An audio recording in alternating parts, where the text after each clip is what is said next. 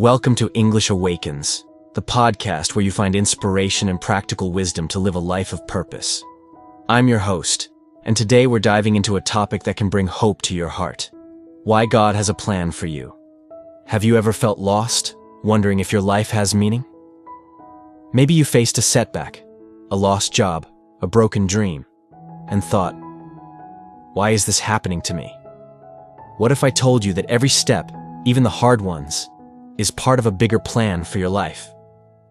This plan is about hope, growth, and purpose.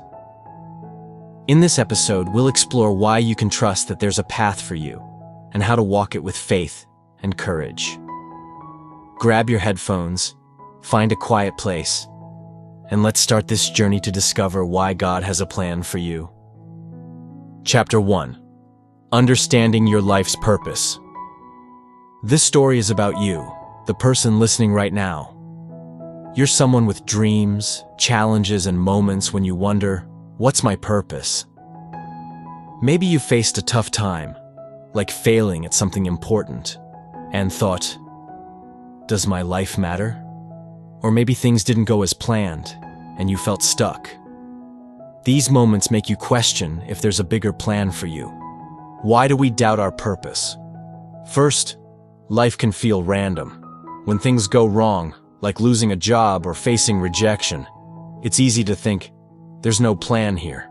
Second, we compare our path to others. You might see someone else's success and think, why isn't my life like theirs? Third, we focus on setbacks instead of possibilities. A failure can make you feel like your story is over, but it's not. Here's the truth. You are part of a bigger plan. Whether you call it God, the universe, or a higher purpose, there's a reason you're here. Your life, with all its ups and downs, is leading you somewhere meaningful. In this episode, you're the main character. Your goal is to trust that God has a plan for you and to live it with faith. We'll walk through steps to find hope, embrace your path, face challenges, and build a habit of trust.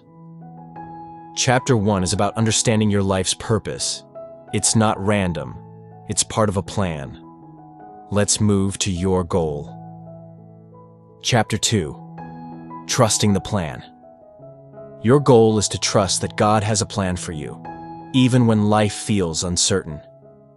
This means believing that every moment, good or bad, is part of a bigger picture that's guiding you toward purpose. Trusting the plan isn't about knowing every step.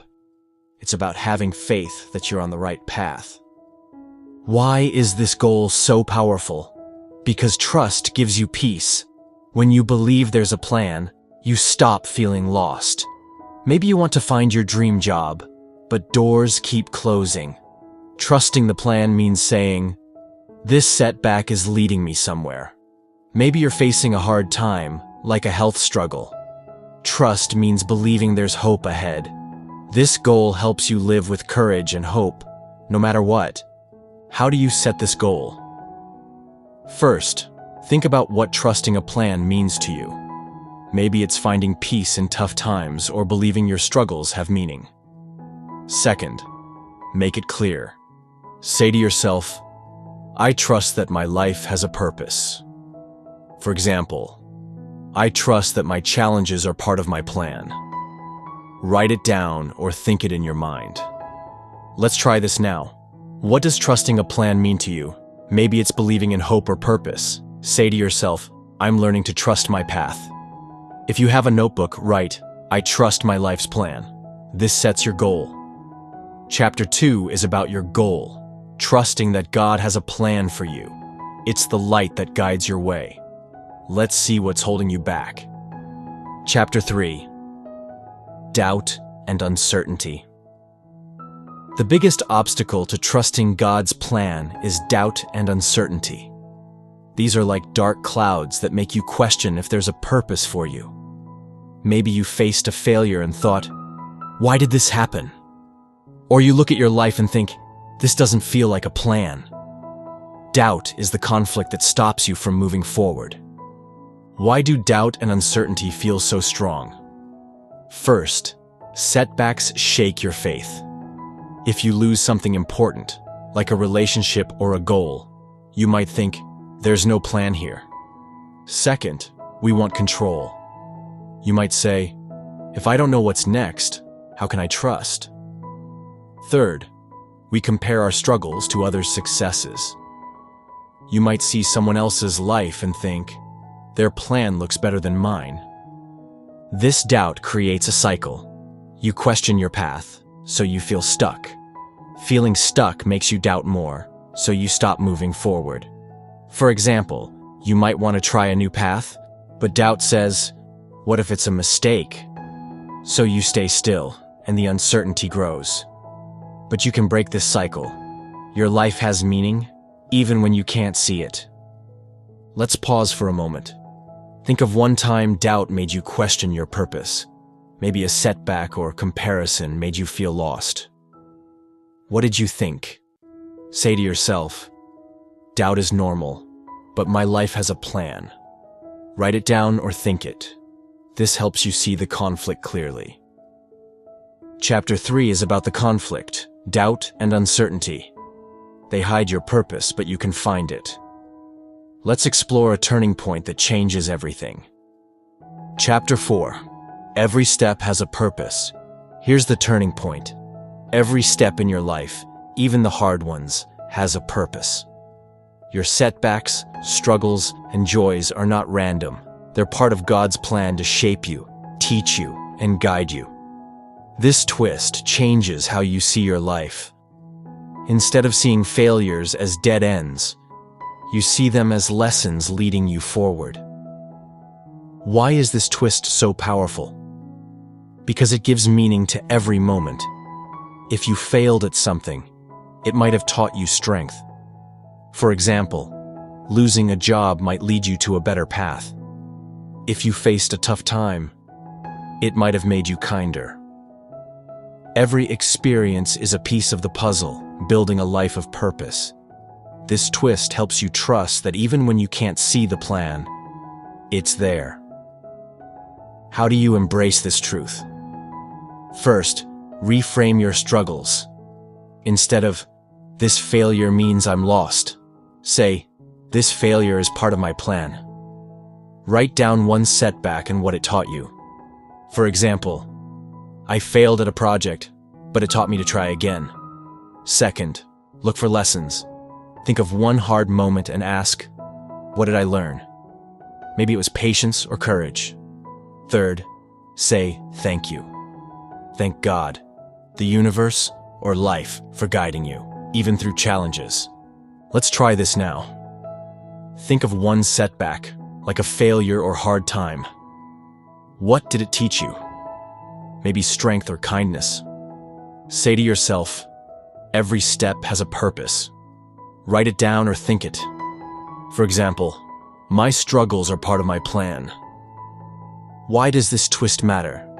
Because it turns doubt into hope. It's like finding a map in a storm. You see your path clearly. When you believe every step has a purpose, you trust the plan. Chapter 4 is about the twist. Every step has a purpose. It's not random. It's your story. Let's move to the next step. Chapter 5. Walking your path with faith. Now that you know every step has a purpose, it's time to walk your path with faith. This is the climax of your journey, where you trust God's plan by taking action, even when you're unsure. Faith isn't about knowing everything. It's about moving forward with hope, believing you're guided. How do you walk with faith? First, start small. If you're unsure about your path, take one step toward a goal, like trying a new task for 5 minutes. For example, if you want to change your life, start by writing down one idea. Second, expect uncertainty. Tell yourself, it's okay if I don't see the whole plan. If something doesn't work out, say, this is part of my journey. Third, act now. Don't wait for clarity. Take one step today, like helping someone or chasing a small dream. Celebrate every step.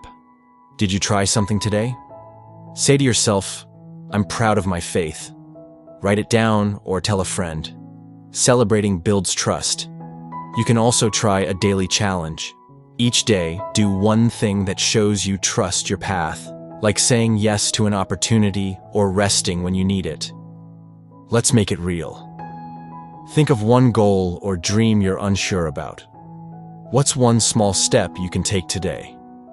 Maybe it's starting a task or believing in hope. Say to yourself, I'm walking my path with faith. Write it down or think, I'll do this now. Even imagining it is a start. Why does walking with faith matter? Because it breaks the cycle of doubt. It's like stepping into sunlight. Each step makes your path brighter. This is the climax, where you choose faith over fear. Chapter 5 is about walking your path with faith. It's how you live God's plan. Let's see what's next. Chapter 6. Building a habit of trust. Trusting God's plan is a journey, not a one-time act.